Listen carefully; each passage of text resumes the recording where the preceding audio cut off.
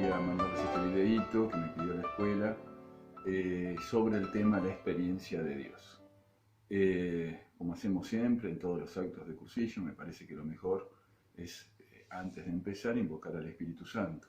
Así que los invito a hacerlo juntos. En nombre del Padre, del Hijo, del Espíritu Santo. Amén. Ven, Espíritu Santo, llena los corazones de tus fieles y enciende en ellos el fuego de tu amor. Envía tu Espíritu para darnos nueva vida y renovarás la faz de la tierra. Dios, que ilumina los corazones de los fieles con las luces del Espíritu Santo, danos a gustar de todo lo recto según el mismo Espíritu y gozar para siempre de sus consuelos. Por Cristo nuestro Señor. Amén. María, Madre de la Divina Gracia, ruega por nosotros. San Pablo, ruega por nosotros. En el nombre del Padre, del Hijo, del Espíritu Santo. Amén. Bueno, qué temita, experiencia de Dios. Antes de ponernos directamente en temas sobre qué significa la experiencia de Dios, vamos a tratar de definir un poquito qué entendemos cuando hablamos de experiencia. ¿Cuáles son las experiencias más comunes que tenemos en la vida? Pero vamos un poquito a la definición. ¿Qué significa tener experiencia?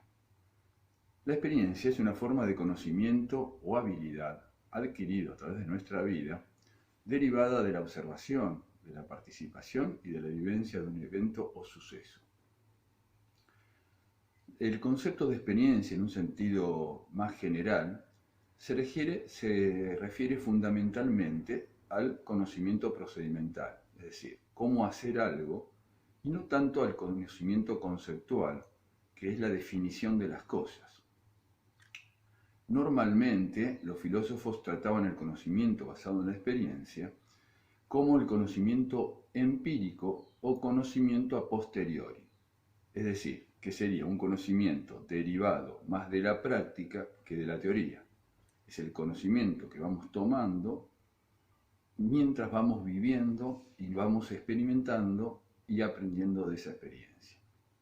¿De qué depende las experiencias? Dependen fundamentalmente de la sensibilidad, es decir, se basan en las percepciones sensoriales que proceden de los sentidos, de la vista, el oído, el gusto, el tacto, y ya sean estas representadas en un acto cognitivo, en un acto emocional, cuando están asistidos por la razón, es decir, cuando esa experiencia está asistida, cuando estoy analizando lo que va ocurriendo, siempre arrancarán actividades reflexivas e interpretativas de lo que sucede. Estas actividades reflexivas e interpretativas son las que nos llevarán al conocimiento, a aprender de esas experiencias. Vuelvo a repetir, las experiencias para que sean significativas hay que vivirlas con expectativas, con motivación, con afán de aprender de las mismas, en busca siempre de un objetivo. En definitiva, la experiencia es el saber aprender. Cuando uno hace una práctica de manera reiterativa, prolongada, a través del tiempo, de los aciertos y de los errores, nos van ayudando a tomar mejores decisiones. Uno va ponderando lo que hace bien, lo que hace mal, y de cada una de estas experiencias, ¿sí?, nos van proporcionando una habilidad para hacer algo cada vez mejor. Otra de las características de la experiencia es que la experiencia es siempre personal. Como somos personales y únicos cada una de las personas, una misma experiencia vivida por distintas personas, como somos seres únicos, varía. Las experiencias son siempre entonces intransferibles. Podrán decirnos cómo hay que hacerla, pero cada uno debe hacer su propia experiencia, la cual puede ser compartida a modo de sugerencia, proposición u orientación, pero nunca como un criterio absoluto, universalmente válido y estático, para todos iguales. Es decir, no es una ley la experiencia, no es una norma objetiva, pero ojo, también podemos beneficiarnos y aprender de las experiencias de los que ya son expertos, ¿sí? Muchas veces, obviamente, uno no puede aprender. Hay una anécdota un poco graciosa que de cuando yo era chico, que decía, nos enseñaba a mi madre que no había que tocar la plancha porque la plancha quemaba. Y un día fui, toqué la plancha y llorando le miré a mi mamá y dije, la plancha quema. Es decir, uno no sabía qué significaba quemar hasta que uno no lo experimentó.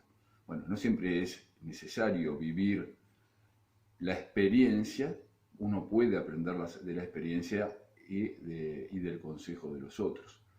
Pero en definitiva, tenemos que saber de que en la mayoría de los casos es intransferible.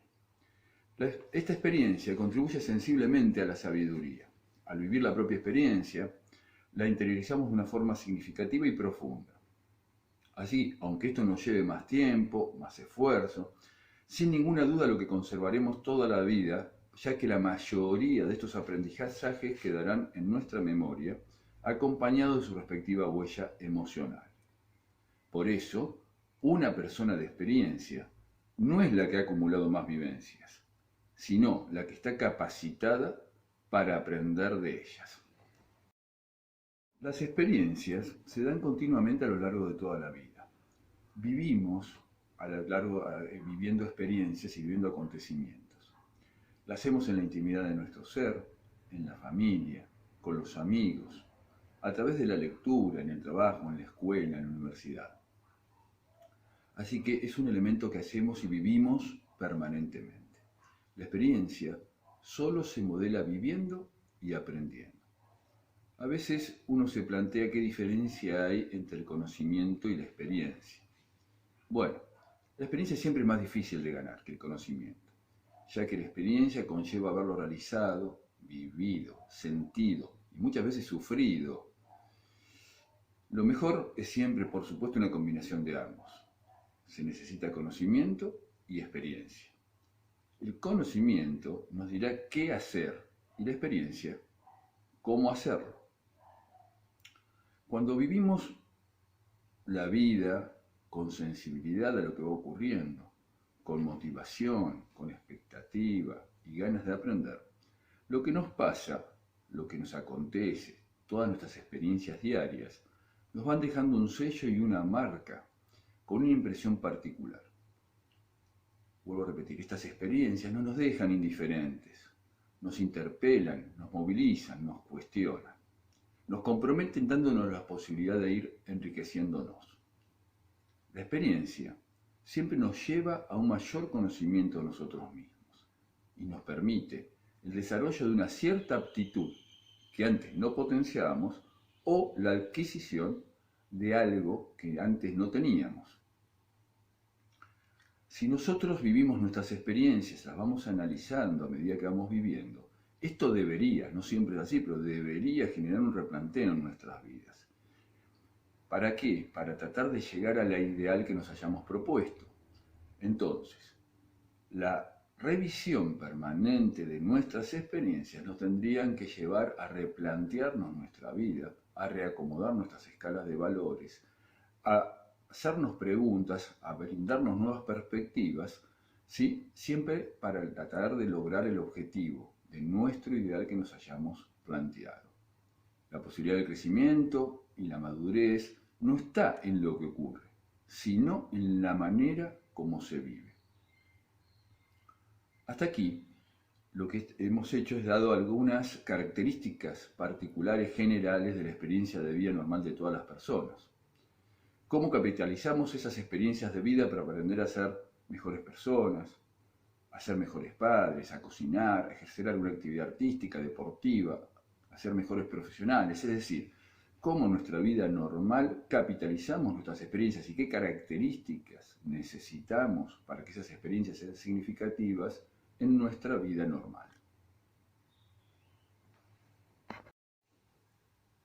Bueno, hasta ahora hablamos de la experiencia de vida, esa experiencia que nos enseña a vivir, que nos lleva a tener aprendizajes en las diversas actividades de nuestra vida diaria. Pero el objetivo de este rollo es hablar de la experiencia de Dios, de nuestra relación con Dios. Qué temita, ¿no es cierto? Bueno, pero para poder enfocarnos en esto, vamos un poquito a ver primero qué significa ser cristiano. ¿Sí? Dice el Papa Benedicto XVI, que no se comienza a ser cristiano por una decisión ética o una gran idea, sino fundamentalmente por el encuentro con un acontecimiento, con una persona que le da nuevo horizonte a la vida. El cristianismo no es fundamentalmente una doctrina que debe ser creída, un libro sagrado que debe ser interpretado o una liturgia celebrada con regularidad. El cristianismo no se adquiere solo por el conocimiento y el cumplimiento de normas y reglas morales. El cristianismo es básicamente la experiencia de fe en Dios, vivida, recibida y comunicada como una buena noticia. Y no hay experiencia si no hay encuentro. Entonces, fíjense la relación con este tema. Ser cristiano es experimentar el amor de Dios. Cuando uno experimenta el amor de Dios, uno recibe una percepción profunda, capaz de ponernos en un estado de alegría, de gozo, de mayor unión y comunión con Dios. Y esta comunión y amor con Dios nos llevará a una mejor comunicación y amor con el resto de los hombres y nuestro entorno. Es una percepción que nos lleva a un estado de plenitud, de equilibrio, de libertad y de sanidad. Yo siempre una anécdota, hace muchos años, yo recién casado, en la casa de mis suegros invitaron a un sacerdote que estaba recién consagrado. Era tan joven como yo y en ese momento a mí le preguntaba cómo había sido, cómo había descubierto su vocación. Y él me contó que empezó a sentir a Dios, empezó a sentir su amor, se encontró con Él, y esto le empezó a darle sentido a su vida. Y vio que el camino que Dios le ofrecía para ser feliz era este camino del sacerdocio. Y después charlando, él me decía que ese camino estaba lleno de obstáculos, que muchas veces lo alejaban de Dios y de atajos que muchas veces lo acercaban. Y charlando, él me decía que la experiencia de Dios es una experiencia que es un proceso, que nos va a llevar toda la vida y que en ese proceso nunca es lineal, sino que vamos teniendo nuestros altibajos. Ahora bien, fíjense, la idea de este rollo es un poquito interpelarnos, es que cada uno de nosotros nos cuestionemos cuánto experimentamos a Dios en nuestras vidas, cuánto tiempo le damos a Dios en nuestras vidas. O a veces pasa de largo porque estamos estresados, tenemos mucho trabajo, hay muchos problemas. ¿Con qué frecuencia sentimos ese estado de plenitud, de equilibrio, de libertad que hablaba esta definición que dábamos recién? ¿Buscamos realmente mejorar nuestras experiencias con Dios todos los días? Bueno, nosotros somos cursillistas y yo quiero relacionar un poquito este tema de la experiencia de Dios con nuestras vivencias en el cursillo y en el post-cursillo. Nosotros sabemos que el cursillo es una vivencia muy profunda, tanto a nivel humano, sabemos que buscamos el encuentro con uno mismo y con la comunidad, y a nivel cristiano, porque fundamentalmente buscamos sentir la experiencia del amor de Dios. En muchos casos, la experiencia del amor de Dios puede ser la primera experiencia y en muchos otros casos será incrementar ese amor de Dios, porque ya lo venimos trayendo de antes del cursillo. Pero bueno, vamos a analizar un poquito cuáles son los objetivos del cursillo, qué es lo que estamos buscando cuando hacemos el cursillo y cómo vamos a hacer para que esa experiencia de Dios no se apague en el postcursillo. Nosotros sabemos que en el cursillo buscamos que los hombres redescubran que son personas, que son seres dignos, seres racionales, con voluntad y libertad, y que descubran que se amiguen consigo mismos, se acepten como son y entiendan que pueden ser mejores.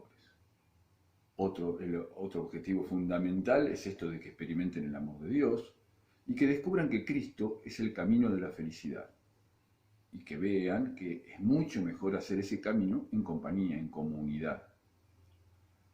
Además también se busca que descubran que son iglesia, que a nuestro alrededor hay un montón de gente que no conoce a Cristo, ¿sí? Y nuestra misión como miembros de la iglesia es evangelizar.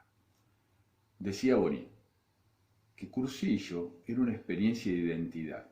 Dice, la persona toma conciencia de que Dios lo ama, que es importante para él, que su vida tiene sentido, recobra su dignidad de hijo de Dios e inicia un camino de identificación con Cristo y con los valores del Evangelio, cambiando sus actitudes. A esto nosotros lo llamamos proceso de conversión. Entonces, como el cursillo es una experiencia de identidad, como decía Bonin, al cursillo hay que vivirlo. Es nuestro lema, cada vez que invitamos a alguien le decimos, el cursillo hay que vivir. ¿Por qué? Porque cada persona es distinta una a otra y por eso el cursillo no se puede explicar, porque cada persona lo vivirá de manera distinta. Porque distintas van a ser sus personalidades, sus problemas, sus circunstancias. En definitiva, es muy difícil explicar las vivencias. ¿Cómo explicar qué se siente al ser padre? ¿Cómo explicar qué se siente ante el fallecimiento de un familiar? ¿Qué sentimos cuando estamos enfermos o cuando perdimos el trabajo?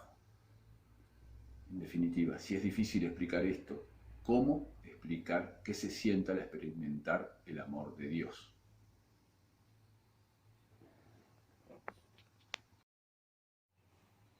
Bueno, habíamos dicho que para que las experiencias sean significativas, se las debe vivir con expectativa, con motivación, con el afán de aprender de la misma para lograr el objetivo que estamos buscando.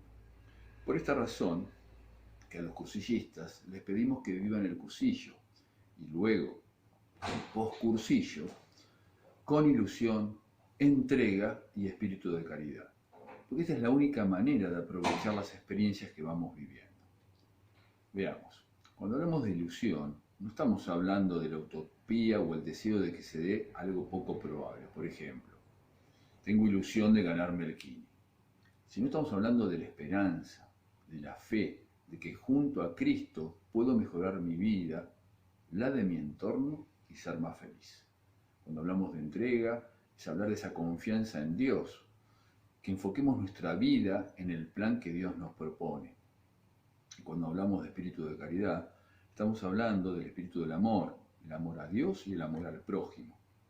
Es tratar de poner lo mejor de cada uno con su don y con su carisma. Es por eso que en el cursillo, después de descubrir lo fundamental humano, es decir, que no existe el hombre sin un ideal, y lo fundamental cristiano, que no hay ideal más grande que nos lleve a la felicidad que vivir en la gracia con Dios, llega el poscursillo, que va a ser el tiempo de nuestra vida que como personas inacabadas comenzamos a formarnos como personas más cristianas y más humanas. Pero bueno, claro, habiendo conocido a Cristo, ya todo es distinto. Empieza a haber una manera distinta de mirar. Vemos las mismas cosas de siempre, pero con los ojos de Dios. La experiencia de Dios se va haciendo cada vez más habitual. Empezamos a sentir la presencia activa de Jesús, vivo, humano, resucitado, en cada acontecimiento de nuestra vida. Empezamos a percibirlo dentro de nosotros como ser absoluto, como verdad, como amor. No es solo saber que está, sino sentirlo intensamente, sentir su presencia, su ternura. Como dijimos, esta experiencia de Dios no se puede explicar, la tenemos que vivir. Entonces, no se trata de conocer más cosas sobre Dios, sino se trata de encontrarnos con Él, de buscarlo, de aprendernos a Él, de saborear a Dios. Cuando hablamos de experiencia de Dios, no soy yo quien hace la experiencia, sino que la experiencia la que hace algo en mí. Yo pongo mi disposición y mi apertura, percibo con los sentidos el suceso externo y observo en mí las alteraciones que produce. La experiencia de Dios será una experiencia existencial que le va a empezar a dar razón a mi vida. Pasa a ser el eje y el horizonte de nuestra vida. Y ese horizonte va generando valores que me van ayudando a caminar, a decidir. Es tener horizonte para seguir adelante con esperanza. El camino hacia Dios es la libertad. Solo camino hacia Dios si tengo libertad interior. Ahora, ¿cómo hacer para que en nuestro cuarto día esa experiencia de Dios encontrada o incrementada sea constante y progresiva? ¿Cómo hacer para que ese triple encuentro que encontré en cursillo no se apague? ¿Cómo lo podemos lograr? Bueno, el movimiento de cursillo nos propone dos medios para lograrlos: la reunión de grupo y la ultrella. Las dos se basan en la idea fuerza de que el cristianismo, si no se convive, no se vive. Por lo tanto, es la convivencia el modo que proclama Cursillos para toda vivencia cristiana, consciente de que el cristianismo, si no es comunitario, no es cristianismo.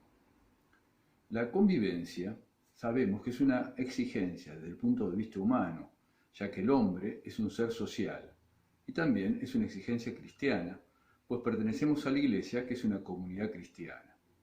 Y ambas se fundamentan en la promesa del Señor, que nos dijo: donde dos o más personas se reúnan en mi nombre, allí estaré yo en medio de ustedes.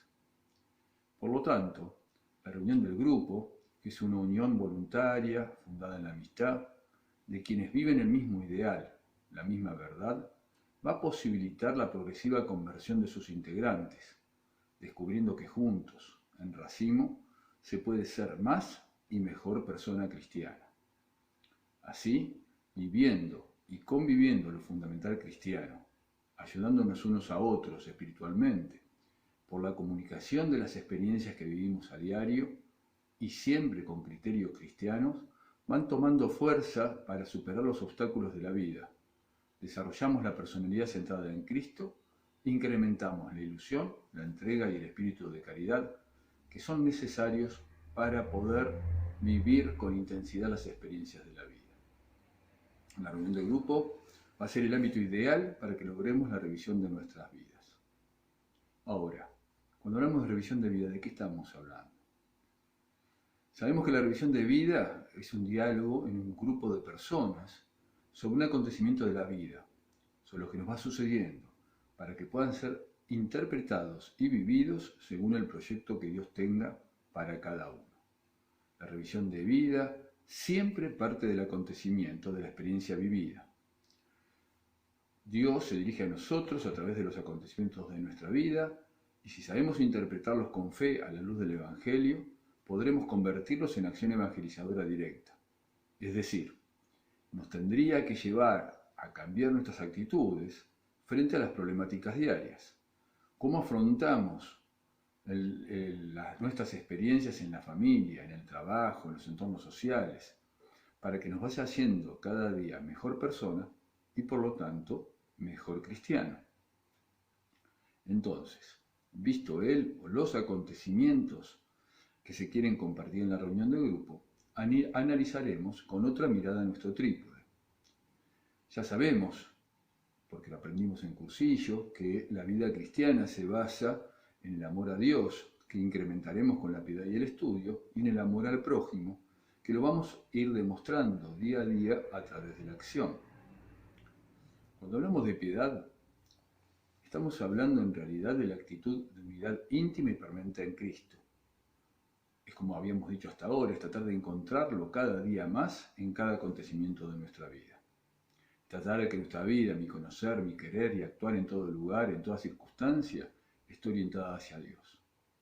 Cuando hablamos de estudio, es esa actitud de búsqueda, de conocer más a Dios, de encontrar el sentido de cada encuentro y la razón que el Señor quiere darle a mi vida.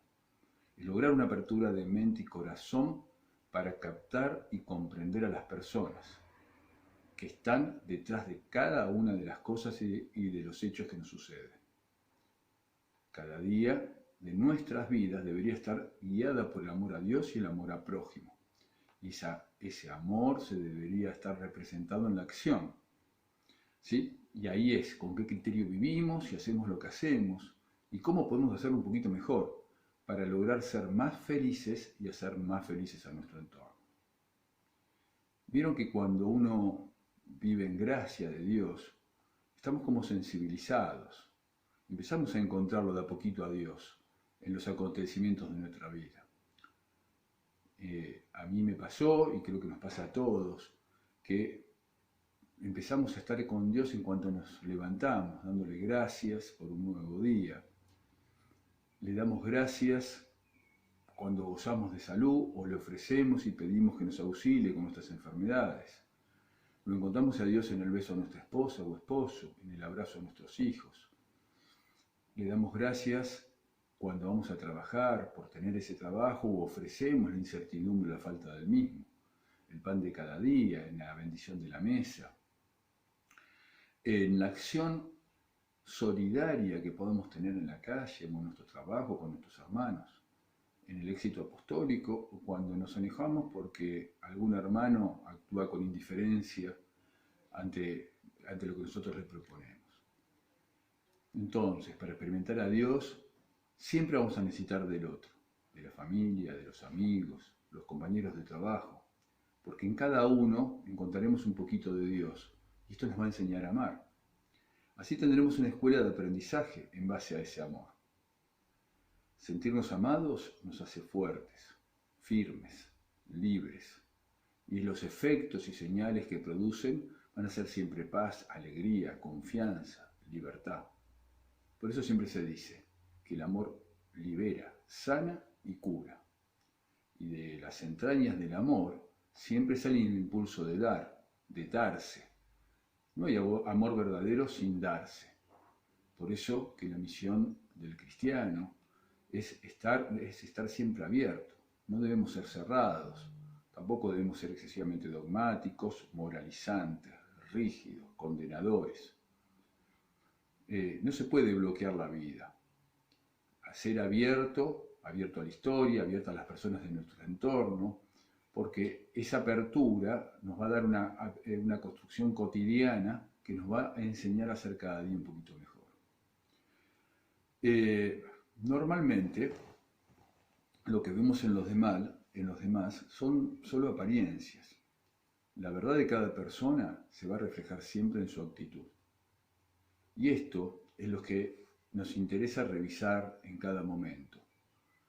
Es cómo es nuestra actitud de amor y de servicio en los entornos donde estamos, a donde Dios nos plantó. También, aparte habíamos dicho que esto lo logramos en la reunión de grupo, pero también se logra en la Ultrella, que tienen los mismos objetivos que la reunión de grupo, pero mucho más masiva. Sabemos que es la comunidad espiritual de unos cristianos que se reúnen para revisar y compartir en sus vidas la vivencia de lo fundamental cristiano. Dios en Cristo nos ama.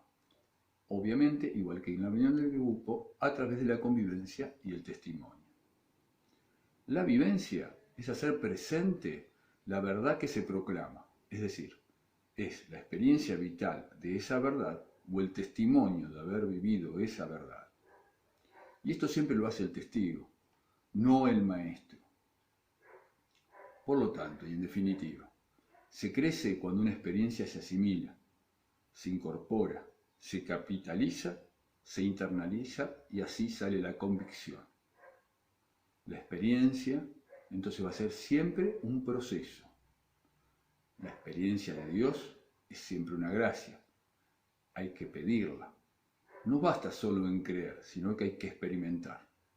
Porque la experiencia de Dios es una experiencia mística que transforma nuestro existir y al cambiar nosotros, cambiaremos también nuestro entorno. Sabemos que el mejor maestro para hacer las experiencias de Dios fue siempre Jesús, que nos llama a evangelizar. Y evangelizar es comunicar la experiencia de nuestro encuentro con Cristo, normal, vivo y resucitado. La historia de la fe es la historia de las experiencias y siempre se contagia de persona a persona. Por eso, al día de hoy, la Iglesia nos llama desde hace unos años a una nueva evangelización. El Papa Francisco nos llama a hacer carne una iglesia sinodal, que salga al encuentro, que se embarre. Nos invita a caminar juntos, anunciando sin rodeos que Dios en Cristo nos ama. La idea, como todo rollito, es pensar, ¿asumo el compromiso de transmitir la buena nueva de Dios en Cristo nos ama? ¿Realmente estoy comprometido con esta idea que nos propone el Papa? ¿Cómo? Bueno, hermanos, espero que este rollito sea fructífero, que nos haga pensar, ¿sí? Y bueno, como siempre vamos a terminar el rollo dando gracias, ¿sí? Entonces, hacemos la señal de la cruz en nombre del Padre, del Hijo y del Espíritu Santo. Te damos gracias, Señor, por todos tus beneficios, a ti que vives y reinas por los siglos de los siglos. Amén. María, Madre de la Divina Gracia, ruega por nosotros. San Pablo, ruega por nosotros. Les mando un abrazo grande y de colores.